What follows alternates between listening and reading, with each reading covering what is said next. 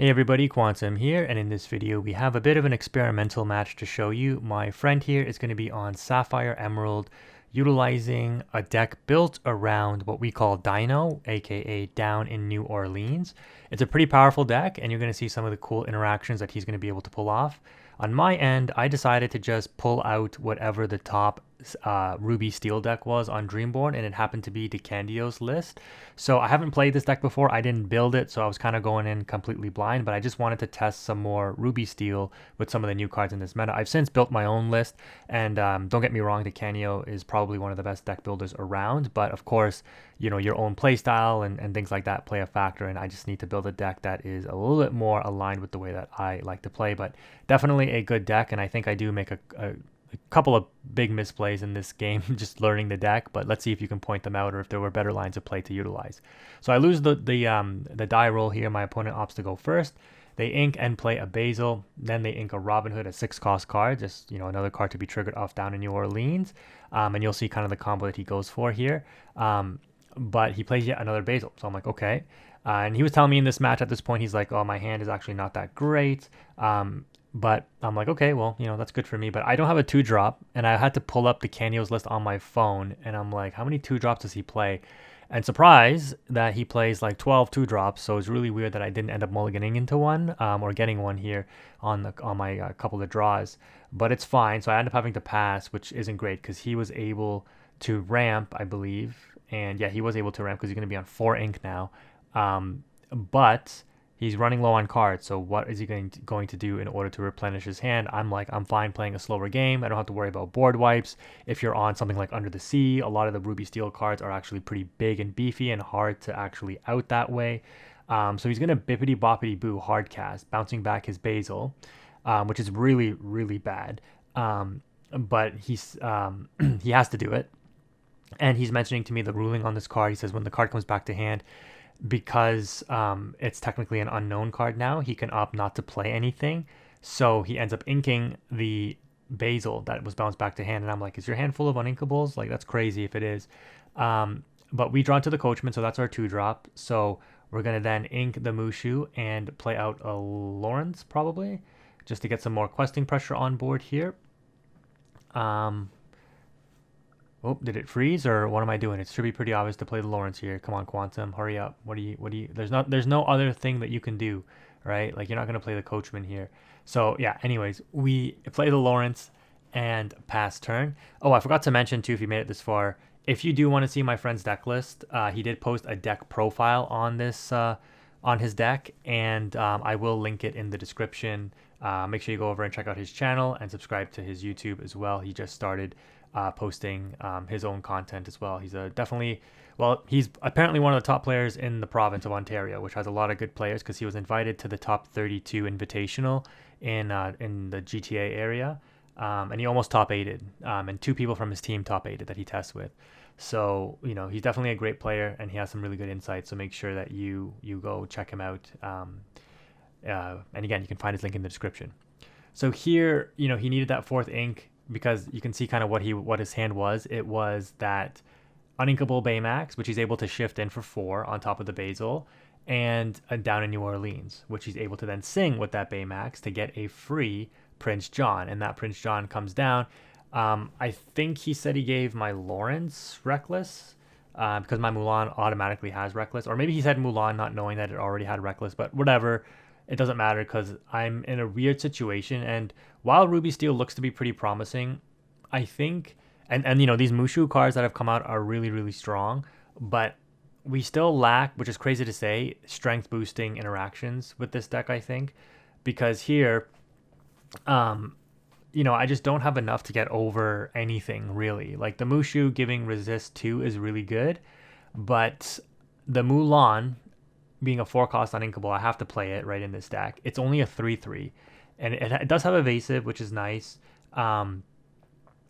but it's just too weak to deal with anything, really. I mean, it would have been nice if it was a 4/3, but I don't know. I guess it's asking for too much. You know, it can challenge readied characters, which is a really powerful ability too.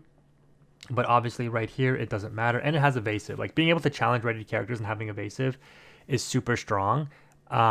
it would have been nice if it had one more strength or rush instead of reckless, or rush and reckless, but that's probably asking too much. But I mean, it is Ruby Steel. Like the ink pairing needs a ton of help.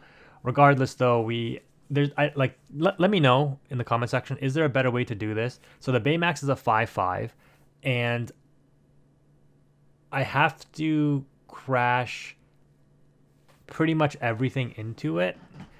The Lawrence by itself isn't enough to take it out because it's only 4 strength. So I have to use the Lawrence and the Mickey. You could argue that I could have used the Mulan and the Lawrence to take out the Baymax. I can't use Mulan and Mickey because it's only 4 strength combined. So if I wanted to take out the Baymax, I would have to take out, or I'd have to use the Lawrence to challenge, right? But in doing so, my Lawrence becomes a 0/4. So here the opponent drops a Genie and quests with the John. The Genie bounces back my Mushu. I don't think playing the Mickey Mouse or the Bianca in that scenario was better than the Mushu either, because the Mushu gave resist +2 during the challenges, which allowed some of my stuff to survive. If you wonder how the Lawrence survived challenging as a 4/4 into the Baymax being a 5/5, it's because I got resist +2. So here I ink and I play the Mulan, which again you can argue is not great. Maybe, you don't want to play Bianca for 6. You want to play her for 4 when you have the ally on board. He shifts Baymax to heal up the John Silver, because he knows I'm going to try to take it out with the Mulan. And this Mulan, again, having evasive, I can challenge the Genie, but the Genie is a 3/4.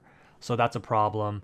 The Mushu is an ally, which is really great because I can drop the Mushu and then follow up with the Bianca, but my Mushu needs to stick on the board. The Mickey Mouse in this scenario is really underwhelming. The Namari might be a good play, but I have to start being careful because I'm running low on cards myself. And, one of the things that I've done since, because we played this match a few days ago, and I built my own Ruby Steel, I definitely put medallion weights in the deck. Like, yeah, it is expensive to, pay 2 to give the ability, but it also boosts strength. And so it kind of solves 2 problems for this deck in giving you card draw and also boosting up your characters. And with the Mulan, like the Canio's list wasn't on medallion weights. Like that when I made my own list and after testing this, I'm like, yeah, I think we need something to A, boost strength, like I was just saying, and B, draw cards, and medallion weights does both. So I think it's worth the expense because you have enough powerful cards that you can afford to just like keep stuff on board. So like the Mulan being able to challenge readied characters becoming a 5/3, like even if your opponent's like, oh no, you're gonna you get your value as a Ruby Steel player in challenging my stuff, so I'm just gonna keep it readied. Well, the Li Shang and the Mulan, both uninkable, but very powerful cards that can challenge ready stuff, and the Mulan has evasive, right? So there's a lot of synergy that you can get there if you get the right setup going. But here the opponent drops Clarabel, and I was playing towards like, okay, you're almost out of cards. I can finally start, trying to play around what you have on board. But then the Clarabel comes in, draws them a fresh 2, and now I'm like, yeah, now I'm probably going to be cooked. So my friend just pointed out here, oh, draw and discard off the Namari. It's probably not a good idea to play the Tinkerbell. To discard the Tinkerbell, but I was planning to ditch my whole hand because I didn't want him to get extra value off this Clarabel again. But in talking with my friend, he's like, nah, you should probably keep the Tinkerbell. So I'm like, okay, sure, we'll try it. So I end up keeping Tinkerbell and discarding the Bianca. But I'm like, yeah, I'm in a really bad situation. The Mushu here can straight out challenge the Baymax that's exerted. It gives itself its own ability, so I get resist +2. I also think I missed giving myself 2 lore for a challenge, but it's not going to be relevant in this match. So the Mushu survives because of the resist +2 that it gives itself. So it takes 3 damage and it takes out the Baymax.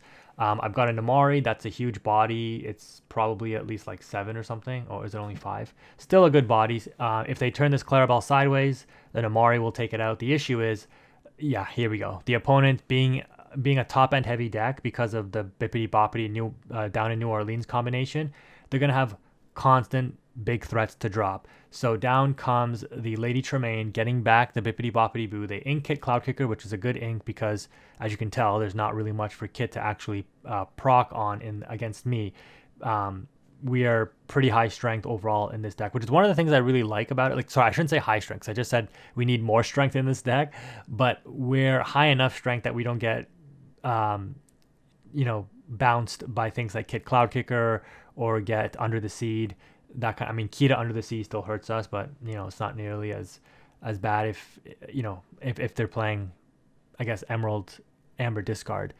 But yeah, they're thinking through their line here because they're like, I have to take out this Mushu, but I don't want to lose my Clarabel.